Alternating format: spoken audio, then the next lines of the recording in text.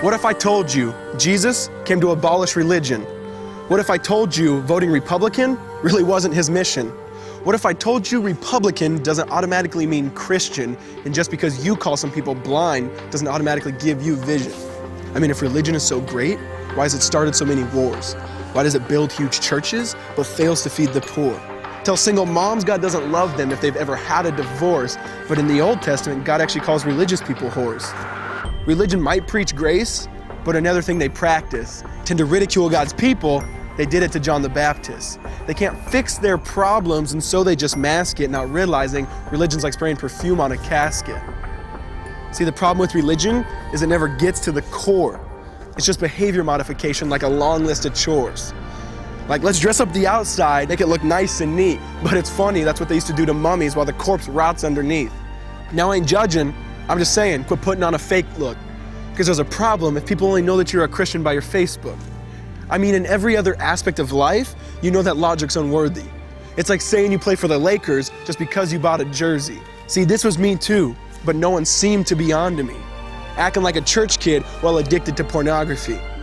See, on Sunday I'd go to church, but Saturday getting faded, acting if I was simply created to just have sex and get wasted. See, I spent my whole life building this facade of neatness, but now that I know Jesus, I boast in my weakness. Because if grace is water, then the church should be an ocean. It's not a museum for good people, it's a hospital for the broken. Which means I don't have to hide my failure, I don't have to hide my sin. Because it doesn't depend on me, it depends on Him. See, because when I was God's enemy, and certainly not a fan, He looked down and said, I want that man. Which is why Jesus hated religion, and for it He called them fools. Don't you see so much better than just following some rules? Now let me clarify. I love the church, I love the Bible, and yes, I believe in sin. But if Jesus came to your church, would they actually let Him in? See, remember He was called a glutton and a drunkard by religious men.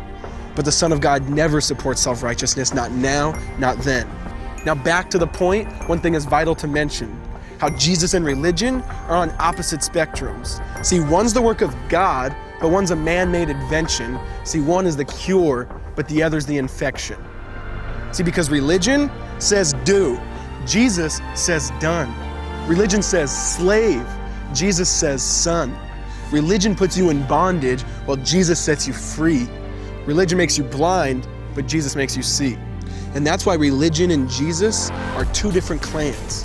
Religion is man searching for God. Christianity is God searching for man. Which is why salvation is freely mine, and forgiveness is my own. Not based on my merits, but Jesus' obedience alone. Because He took the crown of thorns and the blood dripped down His face. He took what we all deserved. I guess that's why you call it grace. And while being murdered, He yelled, Father, forgive them. They know not what they do. Because when He was dangling on that cross, He was thinking of you. And He absorbed all your sin and He buried it in the tomb, which is why I'm kneeling at the cross saying, come on, there's room. So for religion, no, I hate it. In fact, I literally resent it. Because when Jesus said, it is finished, I believe He meant it.